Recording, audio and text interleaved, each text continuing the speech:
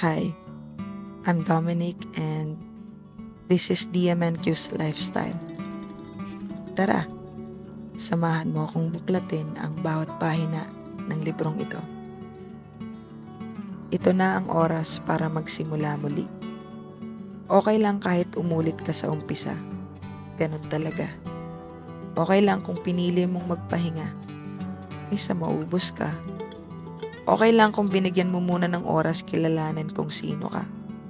Alamin ang nais mong talaga. Sa pangarap, ang hindi dapat mawala ay pag-asa. Sa sarili, laging paalala na hindi basta hinihintay ang biyaya galing kay Bathala. Siyempre, kailangan kong sabayan ng gawa. Ayun lang para sa unang pahina. Hanggang sa muli.